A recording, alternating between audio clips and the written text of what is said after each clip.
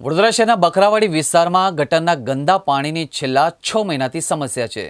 રજૂઆત કર્યા છતાંય કોઈ સાંભળતું નથી। કોન્ટ્રાક્ટરો સળિયા મારીને જતા રહે છે। હવે દર્શક મિત્રો, સમસ્યા ગંભીર બની છે। ઘરના નાના નાના છોકરાઓ બીમાર પડે તો જવાબદાર કોણ? સ્થાનિકોનું કહેવું છે કે વોટ માંગવાનું હોય તો આવી જઈ જશે, પરંતુ જ્યારે સમસ્યા હોય ત્યારે કોઈ ઊભું રહેતું નથી। આ કેટલાય વર્ષોથી ચાલે છે આવું। કેટલાય ટાઈમથી આ મૂતરડી બાજુમાં જ છે। આમાં મૂતરડી જેટલું પાણી અહીંયા ભરાય છે એવું બધું મૂતરડીનું પાણી પણ અહીંયા જ આવે છે। અહીંયા આવે છે, થોડી વાર અમારાથી 5 મિનિટ ના ઊભું રહે તો છતાં અમે નાના નાના બચ્ચાઓ લઈ લઈને અહીં રહીએ છીએ। અહીંયા આગળ કેટલાય સમયથી પાણીની સમસ્યા તો કેટલાય વર્ષોથી છે જ। અમને મહેરબાની કરી ના હોય તો નવું ચેમ્બરે નાખી આપો, બીજું કંઈ જ છે નહીં। બધાને જાણ કરી છે, એ લોકો કે કરી આપીશું, હા કરીશું, બસ અમે કઈ સુધી આવી રીતે હેરાન થઈએ।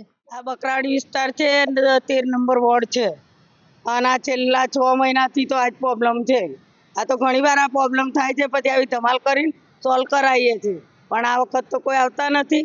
પેલા આવો તો કે અમે કોન્ટ્રાક્ટ વાળા છીએ, અમારાથી ચેમ્બરો નહીં ખુલતી, પછી એક દિવસે પાછા જતા રહે, બીજા દિવસ બીજા આવો તો સળિયા મારે તો અઠવાડિયું પાણી જતું રહે, પછી પાછું એનો એ જ પ્રોબ્લેમ અઠવાડિયા પછી પાછા અમે સવારમાં 7 વાગે ઉઠીને કહેવા જઈએ તો પાછા પેલા લોકોને મોકલો તો સળિયા મારીને જતા રહે છે કે કચરો કાઢવાનો છે, કચરાવાળાને બોલાવો।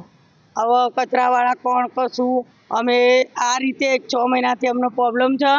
વોટવાળા એવું કહે છે અમને કે તમારા એરિયામાંથી અમને વોટ નથી મળતા। આજે કહેવા જઈએ એ લોકો અમને એવું કહે છે।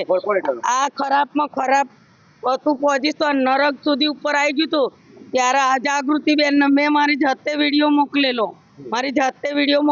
મારી આંખનું ઓપરેશન હતું, મેં હાથ જોડ્યા હતા બેનને કે બેન મારા છોકરાઓને બહાર નીકળવાની પોઝિશન નથી, ત્યારે એ એકવાર આવ્યા અને બસ આટલું સોલ્વ કરીને ગયા। એ સળિયા નખાય, પછી કોઈ જોવા જ નથી આવતું। આ બેન થાકીને પથરા ઊંચા કરાયા, થાકી ગઈ એ બિચારી।